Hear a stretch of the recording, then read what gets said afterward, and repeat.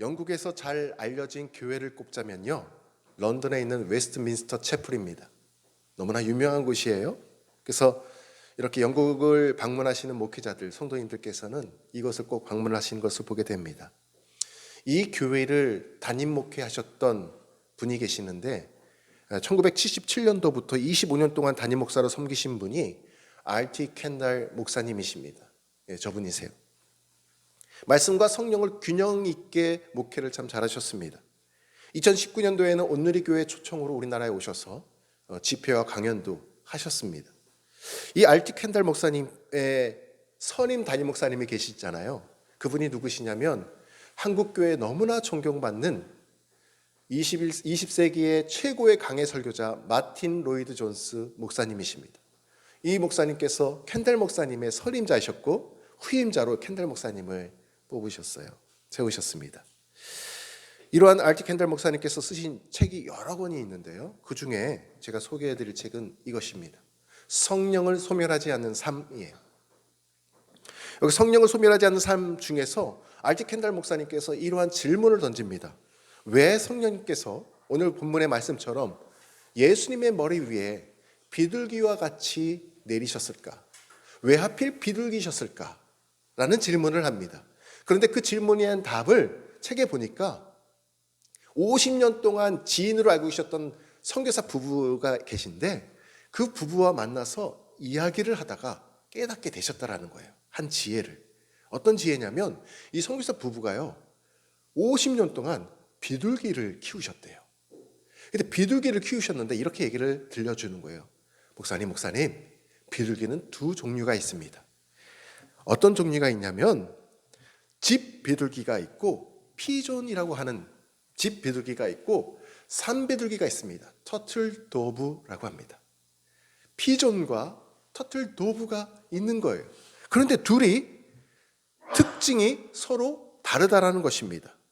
집 비둘기는 보시는 것처럼 우리가 많이 볼 수 있는 거예요. 그렇죠? 공원에서 보랏빛, 하늘빛이 섞여 있는, 그리고 약간 보시는 것처럼 등치가 좀 더 큽니다.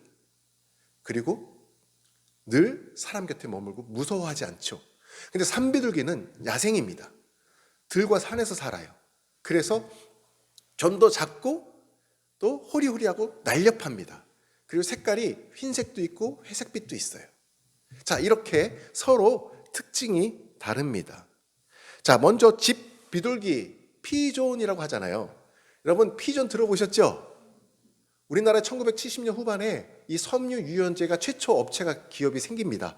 그런데 로고를 어떻게 했냐? 이름을 어떻게 했느냐? 비둘기를 갖다가 썼어요. 피존이라는 말을 썼습니다. 집 비둘기란 뜻이에요. 그러니까 사람들 곁에 있는 깨끗하다는 인식이 있으니까 이 로고를 갖다가 정말 깨끗한 섬유 유연제를 만들겠다는 뜻을 담고 있어요. 자, 그런데 제가 전에 사역했던 지구촌 교회 바로 정문 앞에도 공원이 있었는데 이 집 비둘기 피존들이 무리를 지어서 늘 있어요. 그리고 과자 부스러기, 빵 부스러기만 있으면 그렇게 몰려다니면서 먹습니다.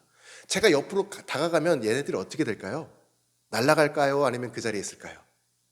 보시면 알겠지만 그 자리에 그대로 있어요. 30cm 곁으로 가도 꼼짝도 안 해요.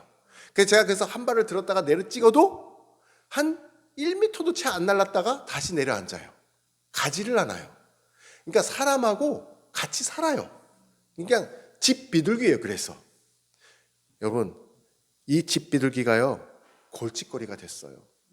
먹을 걸 찾다가 쓰레기장에 머물러요. 아예 위생상 좋지 않다고 합니다.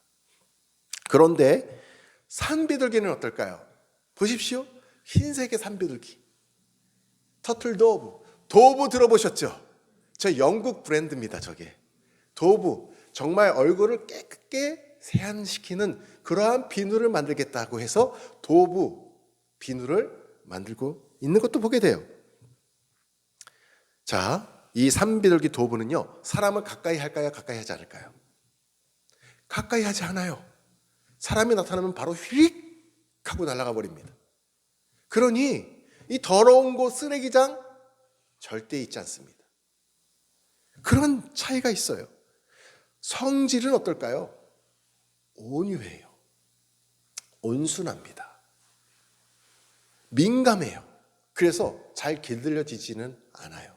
물론 뭐 길들 수도 있겠죠. 그러나 일반적으로 길들여지지가 않습니다. 그러니까 공원 같은 곳에, 쓰레기장 같은 곳에서 만날 수가 없는 존재죠.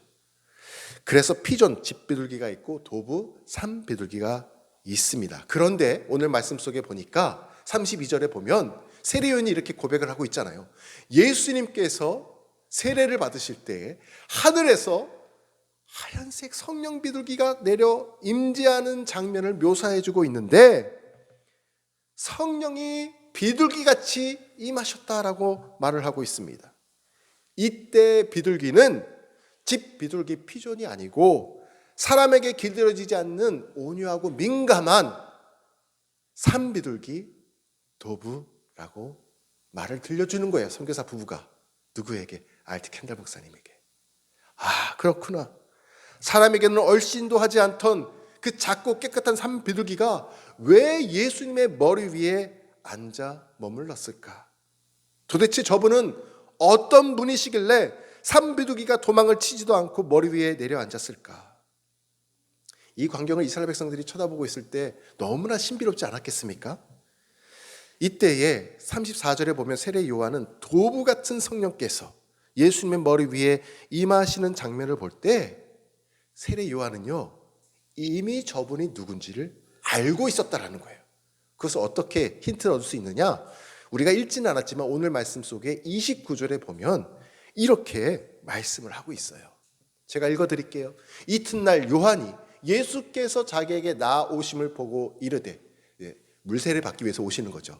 공생애를 시작하시는 첫 장면 아닙니까? 자, 자기에게 나오심을 보고 이르되, 보십시오. 요한이 보라, 세상 죄를 지고 가는 하나님의 어린 양이로다. 할렐루야. 그는 이미 알고 있었어요. 어린 양은 대속물로 제단에 바쳐지는 희생물 아닙니까? 예수님께서 우리의 구원을 위해 죄를 씻어주시기 위해서 정결하고도 정결한 깨끗한 어린 양으로 이 땅 가운데 오셨음을 알고 있었던 거예요. 그러니 피존, 집 비둘기가 아니고 정결하고 온수하고 깨끗한 이 도부, 산비둘기와 같은 성령이 그의 머리 위에 임하셨구나. 그것을 깨닫게 된 것입니다. 깨끗한 곳에 찾아오시는 성령, 깨끗하지 않으면 함께 머무실 수가 없는 성령, 우리 안에 죄와 서로 공존하실 수 없는 그 성령이 예수님 머리 위에 임하고 계시는 것을 보게 됩니다. 그냥 잠깐 왔다가 그냥 떠나시는 게 아니라 머무셨다라고 말씀해요. 오늘 말씀 속에 보면 머무셨다. 머무신다라는 것은 함께 하시는 거예요. 함께 한다는 것은 함께 생활하신다라는 것입니다. 성령님은 우리 안에 오시면 떠나지 않으시고 머무시고 함께 하시고 동행하시고 함께 살아가시는 분이심을 믿으시기 바랍니다. 더 놀라운 사실이 있어요. 하얗고 깨끗한 도부, 이 산비둘기 같은 성령께서 예수님의 머리 위에 내려오셔서 머무셨듯이 오늘 저와 여러분에게도 예수님께서 그 성령을 나누어 주고 계십니다. 예수님께서 부활하신 후에 제자들에게 나타나셔서 숨을 한번 크게 맡으신 다음에 내쉬셨어요. 그러시면서 마치 하나님께서 천지 창조하실 때 영으로 호흡하시면서 사람을 빚으셨잖아요. 그런 것처럼 한번 호흡을 크게 마신 다음에 내쉬면서 제자들에게 부활하신 후에 나타나신 직후에 말씀하십니다. 성령을 받으라. 성령을 받으라. 오늘 저와 여러분에게도 우리 주님께서 이와 같이 말씀하십니다. 성령을 받으라. 사랑하는 아들아, 딸아. 누구든지 성령이 임하시면 권능을 받기에 우리의 마음의 믿음의 사이즈가 어떻게 될까요? 커져요. 우리 마음의 자신감이 어떻게 될까요? 충만해집니다. 두려움이 사라집니다. 세상에 줄 수 없는 하늘의 평안이 우리 심령 가운데 자리 잡게 되는 거예요. 그런데 우리가 성령을 받으라는 주님 말씀 앞에 잠시 머뭇거릴 수가 있어요. 왜 그럴까요? 내 마음밭을 돌이켜보니까 그래요. 내 마음의 상태를 돌이켜보니까 그래요. 내 마음의 정원이 어떠한지, 잘 가꾸어져 있는지, 아니면 그냥 관리가 안 돼서 더럽혀져 있는지 돌이켜볼 때 그렇습니다. 비둘기같이 깨끗한 성령님이 죄가 없는 곳에 앉으시거든요. 죄가 없는 곳에 머무시거든요. 그리고 함께 살아가실 수가 있기 때문에 그렇습니다. 만약에 성령님께서 오셔서 저의 부정직함을 보셨다면, 저의 마음에 가득한 분노를, 원망을 보셨다면, 저의 죄악된 행동을 보셨다면 부다닥 하고 날아가시지는 않을까 고민이 되죠. 물론 이미 우리 안에 오신 성령님이 날개짓하며 날아간다고 해서 성령이 완전히 떠나가시는 것은 아닙니다. 그것은 성경이 말씀하고 있어요. 에베소서 4장 30절 말씀을 보면 이렇게 말씀하고 있습니다. 하나님의 성령을 근심하게 하지 말라. 그 안에서 너희가 구원의 날까지 인치심을 받았느니라. 구원의 날까지, 우리가 영원한 구원을 이루는 그 순간까지 성령께서는 떠나지 아니하시고 우리 가운데 함께 하십니다. 그런데 놓치지 말아야 할 단어가 앞에 있어요. 성령께서 어떤 분이십니까? 생기의 영이시고 말씀의 영이시고 진리의 영이 되시지만 근심도 하신다라는 거예요.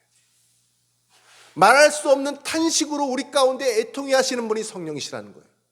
애통해 하시다가 탄식하시다가 근심하시다가 결국은 성령이 소멸케 된다라는 거예요. 성령은 완전히 떠나지 않으시지만 성령의 능력이 소멸케 되는 거예요.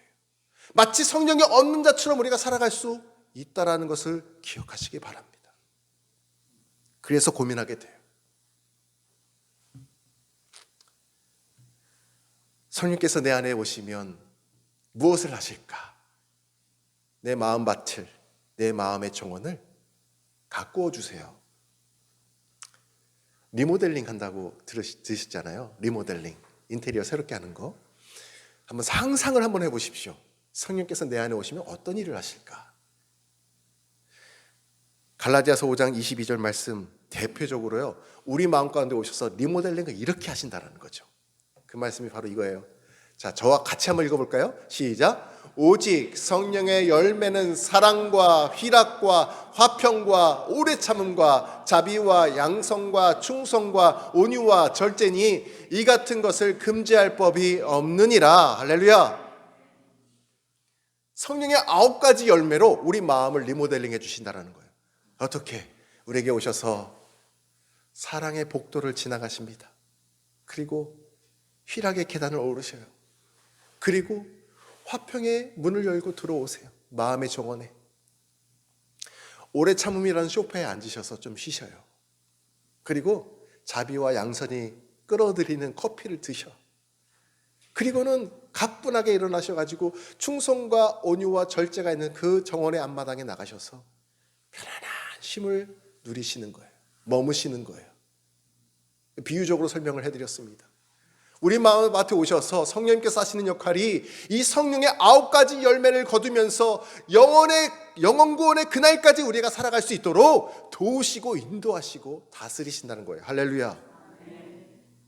그런데 이러한 분이, 죄와 공존할 수 없는 그분께서 우리가 죄의 유혹에 넘어져서 사랑을 잃어버리고 기쁨을 잃어버리고 자비를 잃어버리고 성내고 분노하며 죄와 타협하는 그 순간에 저 열매들이 하나씩 땅에 떨어지기 시작하는 거예요.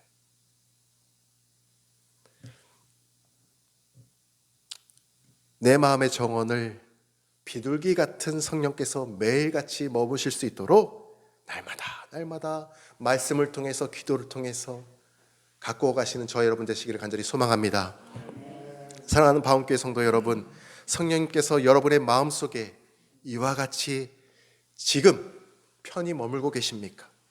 혹시 성령님께서 날갯짓을 하며 날아오르고 계신데 내가 영적으로 너무나 무뎌져서 전혀 깨닫지 못하고 살아가고 있습니까? 대표적인 두 인물이 성경에 기록되고 있습니다. 이스라엘 왕 사울과 다윗 왕의 결정적인 차이가 바로 여기에 있습니다. 사울은 성령님이 이미 떠났는데 자기 안에 계신 줄로 착각하며 왕으로 살아갑니다. 이게 결정적인 실수이고 그 삶의 최후의 비참함이 시작되는 순간이에요. 자기 안에 성령이 떠나가시는 것을 그가 직감하지 못했어요. 그런데 다윗은 어떻습니까? 너무나 중한 죄를 범합니다. 장군을 전쟁터에 보내서 죽게 만들고 그 아내를 밧세바를 범합니다. 그런데 그 순간에 선지자가 찾아와서 그에게 따끔하게 훈계를 할 때 그는 어떻게 합니까? 그는 직감해요. 아, 내가 죄를 범하여서 성령이 내 안에서 떠나가실 수가 있겠구나. 그것을 직감해요. 그리고는 그 자리에서 납작 엎드려서 하나님 앞에 이렇게 기도합니다.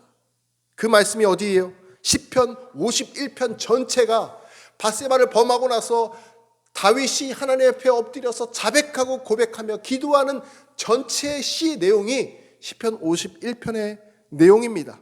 그가 가슴에 손을 대고 땅에 엎드려서 간곡하게 하나님 앞에 기도하는 내용을 제가 한번 읽어드리겠습니다. 51편 2절 말씀. 나의 죄악을 맑게 씻으시며 나의 죄를 깨끗이 제하소서. 10절부터 12절. 하나님이여 내 속에 정한 마음을 창조하시고 내 안에 정직한 양을 새롭게 하소서.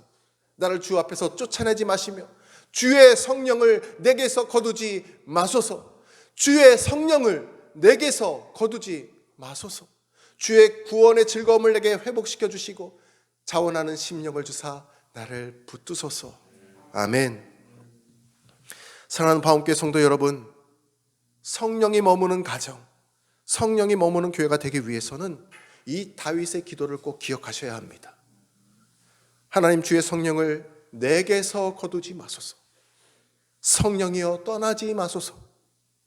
부정직하다면 정직하게 살겠습니다. 화와 분노가 가득했다면 온유함으로 살겠습니다. 정욕이 가득했다면 정결함으로 살겠습니다. 성령을 내게서 거두지 마소서. 이와 같이 고백하시기를 바랍니다. 여러분의 성령님은 지금 어디에 계십니까? 코로나로 인해 기쁨을 잃고 감사를 잃고 성령의 능력을 잃어가며 살고 있지는 않은지 돌아보시기를 바랍니다. 아무리 바빠도 경건의 삶, 말씀과 기도에 힘쓰는 삶이 무너지지 않는 것, 이것이 내 안에 비둘기 같은 성령을 머물게 하시는 것입니다. 그러한 삶을 우리가 살아내야 합니다. 하나님과 약속을 지키지 못하면 성령의 능력은 소멸됩니다. 하나님 말씀에 우리가 불순종하면 성령의 능력은 사그라집니다. 하나님의 것을 마치 내 것인 양 취하고 내가 하나님보다 앞서서 살아가면 성령의 능력은 사라집니다. 성령이 없으면 가정이 화목할 수가 없습니다. 성령이 없으면 교회가 부흥할 수가 없습니다. 하나님, 주의 성령을 내게서 거두지 마소서. 우린 다윗과 같은 심정으로 기도하는 우리 모두가 되기를 소망합니다. 마지막으로 알티 켄달 목사님께서 책에서 이렇게 말씀하십니다. 그분을 뒤에 두고 길을 나서지 마라. 월요일 아침에 하루를 시작하기 위해서 차에 시동을 켜실 때에 성령을 집에다 두고 차에 시동을 켜지 마시기 바랍니다. 우리 아이들, 이제 다음 세대들, 너무나 자랑스러운 영적인 거목이 될 우리 바움교회 다음 세대들, 이제 3주 있으면 새 학기가 시작되는데 학교 가는 그 첫날 성령을 집에다 두고 학교 가는 길에 나서지 말기를 바랍니다. 언제나 그분을 내 마음에 모시고 동행하라는 거예요. 수요 어머니 기도회를 위해 준비하며 드릴 때에도 성령을 모시고 예배하고, 주일 예배 나와 예배할 때도 성령을 모시고 나와 예배하는 저와 여러분 되시기를 간절히 소망합니다. 작은 일에도 그분과 함께하고 순간순간 그분의 음성에 민감하게 반응하여서 언제나 성령이 함께 하시는 가정, 언제나 성령이 머무시는 우리 바움교회 공동체를 이루어 가시는 저와 여러분 되시기를 주님의 이름으로 축원합니다. 기도하겠습니다. 우리 마음 모아서 주신 말씀 붙잡고 기도하기를 원합니다. 성령께서 지금 여러분의 마음속에 어떠한 상태로 계십니까? 근심하고 계십니까? 아니면 편히 머물고 계십니까? 혹시 영적으로 무뎌져서 능력을 잃고 있다면 주님, 성령을 내게서 거두지 마소서. 다윗의 이 기도를 드리시기를 바랍니다. 내 마음속에 비둘기 같은 성령께서 매일같이 머무셔서 삶 속에 풍성한 성령의 열매들을 거두며 살게 하여 주옵소서. 우리 마음과 기도하겠습니다. 아버지 하나님, 오 성령 하나님, 내 마음에 찾아오셔서 나를 위로하시고 나와 동행하시고 나의 곁에 머무시는 그 성령 하나님을 갈망합니다. 사모합니다.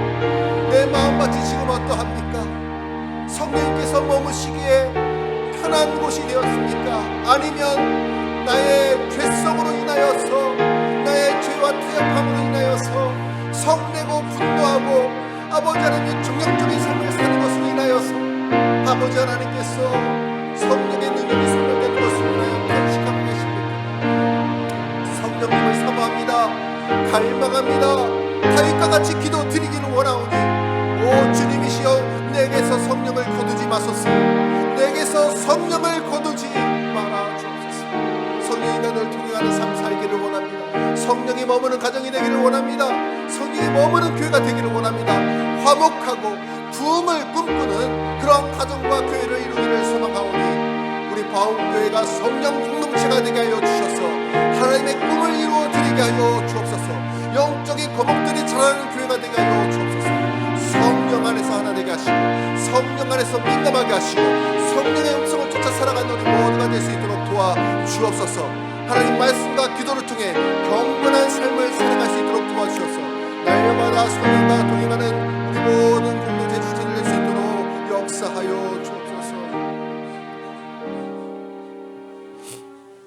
하나님, 이 시간 예배하는 모든 이마다 주의 성령으로 가득 채워 주옵소서. 우리의 마음의 정원을 새롭게 하기를 원합니다. 성령님이 머무시는 삶이 되어서 날마다 풍성한 설명의 열매들을 삶 속에 맺으며 살아가게 하여 주옵소서. 분노에서 오래 참음으로, 화에서 온유로, 거짓과 탐심에서 신실함과 선함의 능력이 나타나는 삶이 되게 하여 주옵소서.